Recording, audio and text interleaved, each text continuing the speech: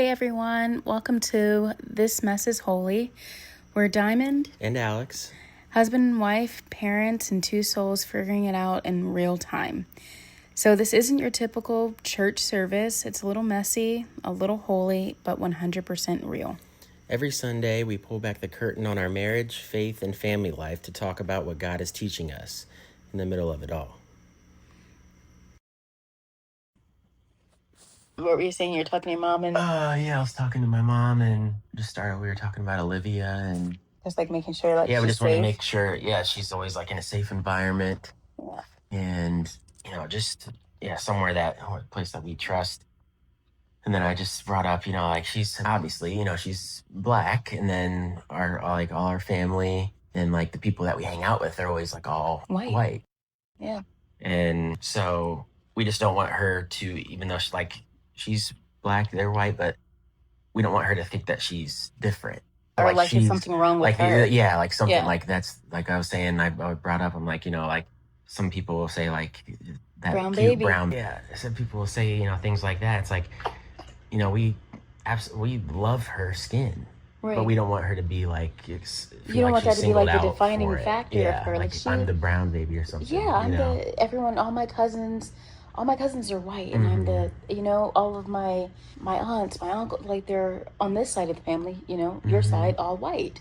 She's the only brown, the only one that comes to these events that looks like her is period. Could you imagine being in a room of 50, 60 people and you're the only one that looks like you? Everyone's like walking up to you. Your skin is so beautiful. Your hair is so beautiful. That is weird. And most of the people haven't really been around black people that much too. You know what I mean? So and it's just so crazy, like how isolating that is. And not even, and I don't literally mean like isolating for black people, but isolating for white people. Like, what are you afraid of? Right. Like, besides what you see in the media, what they choose to portray on your TV screen, that's not like the reality. Right. That's not the reality of black people. Like, me being who I am, I'm just like every other black person, dog. Like, there's some rotten apples. There's rotten apples in white people. Every other person. You're like every other person.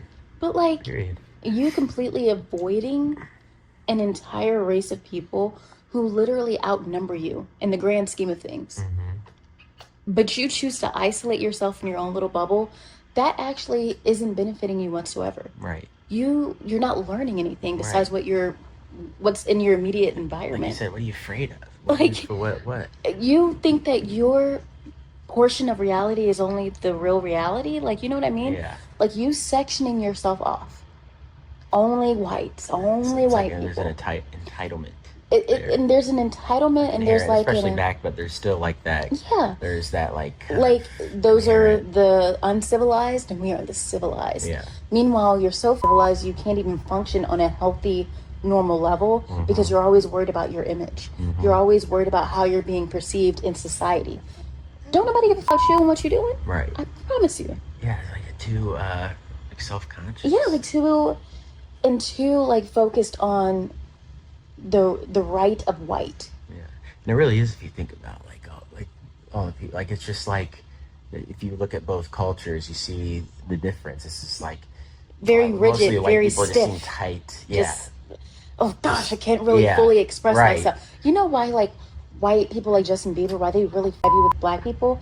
Because dog, I get to just relax and be me. There are no expectations on this side. Put on a persona. I don't have to perform. Right. And that actually really, he doesn't have to perform.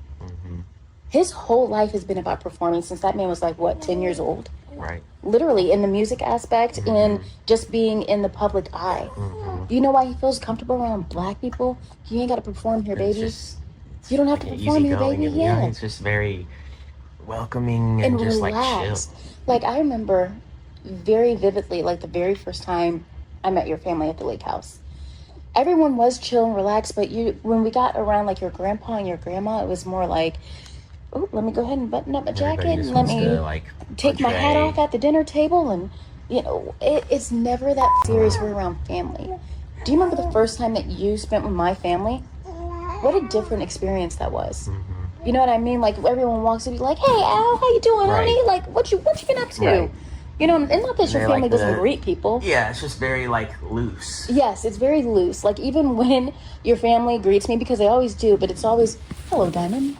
And like if your elbow bends at a 90-degree angle when you're hugging someone, that should tell you something's wrong, dog, okay? Something's very stiff in this interaction. And then it can come off as forced. Yeah, like or just like inauthentic. You don't even want me here. Even though it like maybe like for the most part authentic, but like it just comes off as like performance kinda, right? Or like you feel obligated. And you know, part of that could simply be from me not being a part of the family. And they are so just being new. But here's the thing. True. You were new to my family. Flat out. Never once nobody has ever hugged you with a 90-degree elbow. Yikes. But they didn't like hugs, so I didn't. Oh well, but here's the thing: she's gonna be authentic about it. She just. Whereas if you had an aunt, cousin, sister that didn't like hugs, they would still let me hug them and smile through it. No, I don't do they that. Said, no, honey. Okay, what's up, baby? Let me shake your hand. You know. But the thing is, and she's not targeting you. She's not singling you out. She's like that with everyone. I wasn't like. That's who she is. You know. Because you know it wasn't directed at you. She just doesn't like hug. It's not like she looked you up and down like, never mind, I'm not gonna hug that much. You know what I mean? Yeah. Like, no, I just don't like hugs. I don't really what she's saying. She doesn't like intimacy. Right. That doesn't mean she doesn't like me, and I exactly. Exactly. She just it's just exactly. Her personality. And I think that's why, like, even the workplace, like corporate America, that's why it's so timid. Think about who's at the top of corporate America right now. Think about that. It's the generation of performance. It's the generation of faking it until you make it, literally. You know what I mean? You're not even in this authentically. You're not even in this with your full grit, right? Let me tell you a story, though. I remember one time I was like, dang, I really want to say I was like cooking bacon or like eggs or something on the stove at my grandma's house. And you know she's got to be the most controlling person you'll ever meet, whatever. I remember I went to like flip the bacon with the edge of like a fork or something, or maybe a spatula or something. And she was like, no, why are you doing it like that? Do it like this. Flip it like this. And I stopped, I stood back and I said, didn't I still get flipped? Oh, wait a minute, am I making this up or did the shot get... Right. It doesn't matter if you use a fork, spoon, spatula. I could have flipped it with my teeth. Right. Okay? It got flipped. There's numerous ways to... It's what they say... The same thing. To skin a cat, there's 100 ways to skin a cat as long as the cat gets skinned. Okay, I don't have time to sit here. Difference in technique. And yes, in technique. And it's because they're so robotic. It's because they're so used to doing things a certain way. And that way has proven to be effective. But there's another way to get the same results. And it's not a matter of like, I think they think that we're like cutting corners or taking a shortcut or... that seemed too easy. It seemed too easy. Yeah. It can't be this easy. Life cannot be this easy. It's like it's intimidating to them. It's scary to them to think that life can be that easy. Right. And plus, they just feel like it wasn't that easy for me, so it shouldn't be It shouldn't be that easy for you. And I've had bosses, literal people in management who have had that exact mentality. I remember when I was like, God, it was right before I started nursing school. I was around like 22, 23. And this entire department, we worked our off, right? And I remember like we got in trouble for like basically fighting for a raise and going behind her back. I think I remember telling you this story, didn't I? Like, and she took it so personal. It wasn't that. Oh, yeah. Yeah, it wasn't like we went to like upper management. Yeah. Like, God, we are working so hard. And it was never about our manager. And that's the part that trips me out to this day. It was never about her. We never said, like, she was a terrible manager. But we knew she wasn't the reason that we weren't getting paid what we were worth. We knew it was the higher ups. And that's who we needed to advocate ourselves to, right? They're the ones that write the checks. They're the ones that decide the salary. So we went to go talk to them. It was a huge meeting, blah, blah, blah, blah, blah. But long story short, I remember like she confronted me personally because she felt the most hurt by me in that scenario. Like me sitting in there and then not giving her a chance to help me get a raise.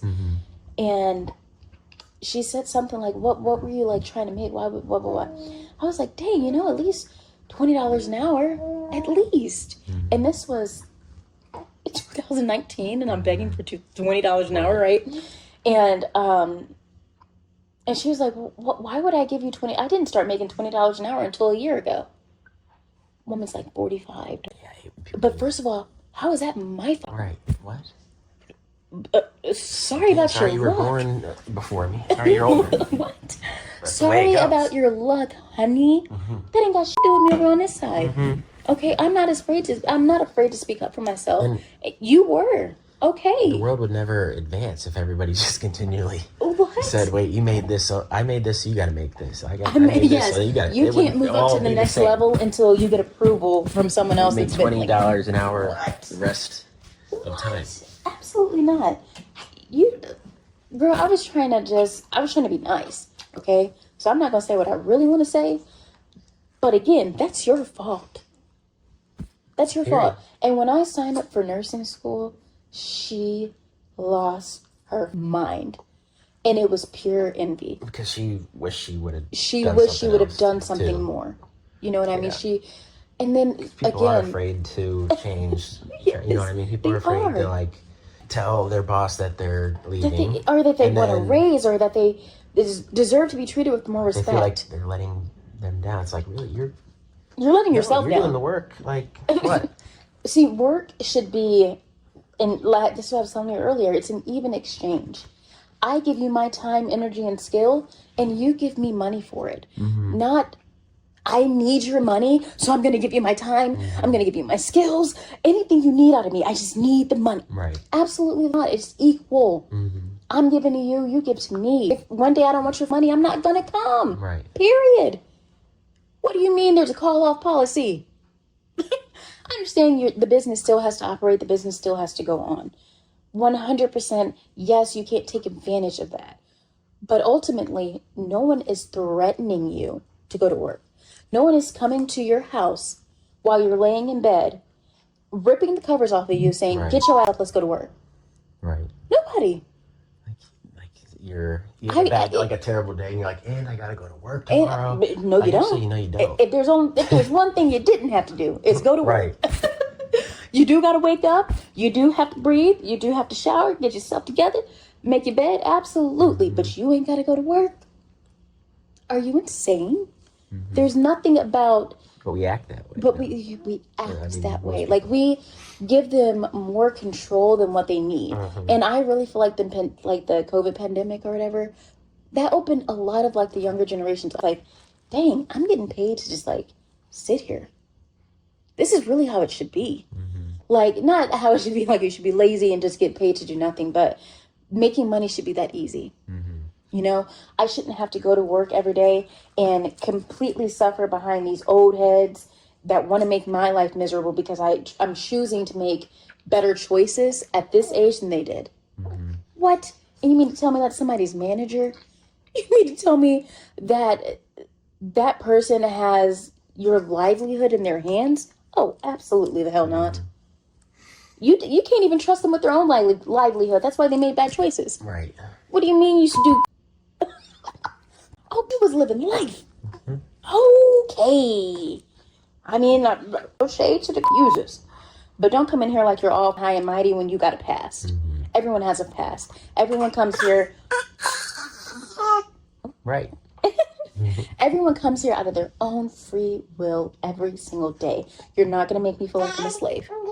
You're not going to overwork me until the skin falls off my bones. Right. Because guess what? When I'm dead and gone, I'll be replaced. That company's still going to keep pushing.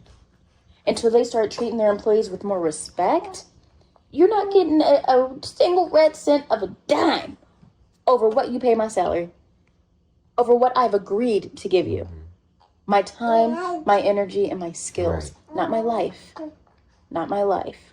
Because people would get mad if, like, someone said, you know, can you just stay a little later? And, No, and I if got you to know do. I got stuff to do, and they'd be, like, offended. It's like, well, wait, but actually, like, you only pay me for this.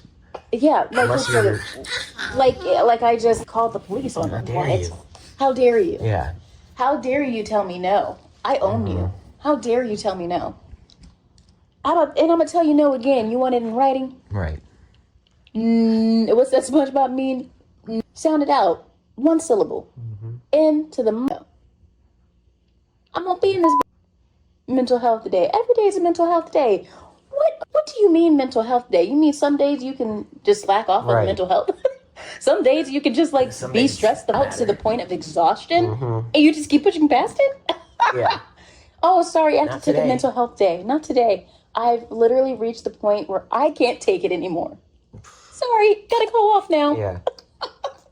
Wouldn't you rather your team, like, I don't want to be there? Wouldn't you rather your team, like, not feel like it's a burden to be at work? Of course, yeah. I think that's why our job is so, like... company is probably run, you know? Yeah. There's a reason why our job has had their employees for so effing long.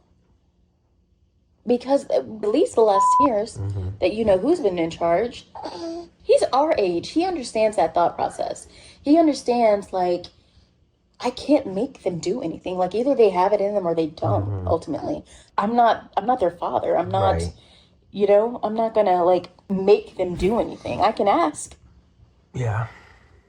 Even though there's probably not his mindset behind it. His mindset is probably like, oh God, I used to work with him. He doesn't have ego. Right. Which is why him and you know who being best friends is insane. Insanity. Because that lady, I was going to call her, but she got too much ego. She got more ego than she got plenty of ass. She's got more ass than anyone I've ever seen, actually. Of her complexion. It don't, what? Is it real? But for real, the ego on that woman, the entitlement. For her to look me in the face and tell me that she literally, like, thought she was going to die because when she first kissed a black man, like, for the first time. What? And you thought you were going to die because a black man kissed you? How old was she? Young, but old enough to know that black people are no different. Yeah. Old enough to be in that man's car alone with him. Yeah. You didn't think it was that scary, did you? You weren't being kidnapped. You consented to getting in that car, didn't you? And then he kisses you and you're like, oh my God, my lips are going to fall off. Ah! Oh my God. You're looking in the mirror like, did the black rub off on me? Oh my God. I'll be disgraced. What? Yeah. What? Shawty, not only are you fine, but you're actually psychotic. Actually, you survived and now you're insane. Because why the f*** would you ever tell that to someone? I would have taken that to the grave. Traumatic experience. Right. Dang, could you imagine, like, just loving someone different than you being a traumatic experience? It's like in the chest. And homie, why didn't you pick up on what she was laying down? At no point in time before this woman didn't show you that she was scared of you? She's terrified. She was terrified? She thinks her lips are falling off.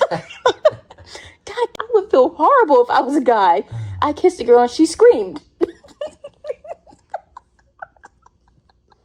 I would actually never kiss again.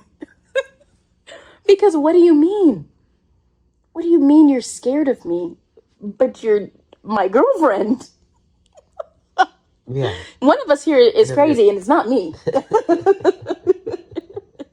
And then she like probably goes home and tells her dad like, Dad, I kissed a black man. She's like, I'm passing away.